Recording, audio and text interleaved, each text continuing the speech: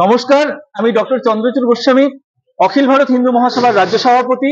আজকে আমরা বাংলাদেশে বর্তমানে যেভাবে পাশবিক অত্যাচার হচ্ছে, ইসকন মন্দিরকে বেছে বেছে টার্গেট করা হচ্ছে এবং সেখানকার যারা সাধু রয়েছেন, যারা সদস্য রয়েছেন, তাদেরকে বলা হচ্ছে তারা নাকি এই পৃথিবীর ক্যান্সার, তাদেরকে গণহত্যা করতে হবে, তাদেরকে উপড়ে ফেলতে হবে। তো বাংলাদেশে বিগত বেশ কিছুদিন ধরে এইরকম শুধু ইসকন নয়, আজকে সনাতনী জাতীয়তাবাদী মানুষ সংখ্যালঘু হিন্দুদের ওপরে এবং মডারেট মুসলমানদের ওপরে যে পরিমাণে অত্যাচার এবং গণহত্যা হচ্ছে, তা কিন্তু মধ্যযুগীয় বর্বরতাকেও লজ্জা দেয়। আমরা আজকে ইসকনে গিয়েছিলাম, তার কারণ অখিল Bharat Hindu Mahasabha one of the oldest political party এবং সোশ্যাল অর্গানাইজেশন। আজকে ইসকন যেভাবে সমাজের কল্যাণের জন্য কাজ করছে পৃথিবীর সব জায়গায়, সেখানে বাংলাদেশে তাদেরকে চিহ্নিত করে হত্যা করা, এটা কিন্তু মানবতার কাছে লজ্জা। আমরা ইসকনকে আজকে আমাদের লিখিত ডেপুটেশন দিয়েছি যে আমরা ইন্টারন্যাশনাল কোর্ট অফ জাস্টিসে তাদের পাশে দাঁড়াতে চাই, তারা যদি আগ্রহী থাকে।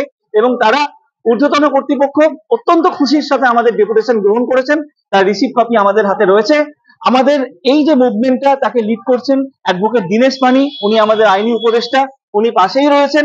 এবং আমরা ইসকনকে এই পরামর্শ দিয়ে এসছি, আমরা বার্তা দিয়ে এসছি যে আপনারা নিশ্চয়ই ভগবান শ্রীকৃষ্ণের সেই বাল্য রূপ, সেই প্রেমের যে লীলা, তা অবশ্যই তার দ্বারা অনুপ্রাণিত হন। কিন্তু বর্তমানে যে পরিস্থিতিতে আজকে আমরা দাঁড়িয়ে রয়েছি, তাতে কিন্তু আমাদেরকে মহাভারতে ভগবান শ্রীকৃষ্ণের সুদর্শন চক্রধারী সেই রুদ্র রূপ, তার দ্বারা অনুপ্রাণিত হয়ে সেই সমস্ত নরপিশাচদেরকে সেই ভাষাতেই জবাব দিতে হবে যেটা তারা বোঝে। দীনেশ বাবু, আপনি এবার আমাদের এই বিষয়টি সম্পর্কে সংক্ষেপে। সম্প্রতি বাংলাদেশের যে লাগাতার ভাবে সনাতনী হিন্দুদের রাষ্ট্রীয় মদতে নরহত্যা এবং গণহত্যার শিকার হতে হচ্ছে, তাদের সম্পত্তি বাড়ি লুট হচ্ছে, তাদের জীবন জীবিকা লুট হচ্ছে, নারী থেকে আরম্ভ করে আবাল বৃদ্ধ বনিতা কারোরই সম্ভ্রম থাকছে না, বাচ্চা মেয়ে থেকে বৃদ্ধা পর্যন্ত সবাইকেই ধর্ষণের শিকার হতে হচ্ছে। এই যে নারকীয় গণহত্যা চলছে, সেখানে মানুষের ধর্মীয় আচার আচরণের যে অধিকার, যা আন্তর্জাতিক মানবাধিকারে স্বীকৃত, সেই আর্টিকেল 18 সেখানে লঙ্ঘিত হচ্ছে। সেখানে মানুষের মত প্রকাশের যে আন্তর্জাতিক মানবাধিকারের যে অধিকার আর্টিকেল 19, তাকে লঙ্ঘন করা হয়েছে। মানুষের সেখানে সমতার কোনো বিধান নেই। আইনি শাসন বলতে বাংলাদেশে এই মুহূর্তে কিছু আছে বলে আমরা দেখতে পাচ্ছি না। তাই সমগ্র পরিস্থিতি নিয়ে আমরা ইন্টারন্যাশনাল কোর্ট অফ জাস্টিসে আমরা যাওয়ার প্রস্তুতি শুরু করেছি। যেহেতু এটি একটি আন্তর্জাতিক বিষয়, এর সঙ্গে ভারত সরকারের প্রত্যক্ষ সহযোগিতার প্রয়োজন রয়েছে।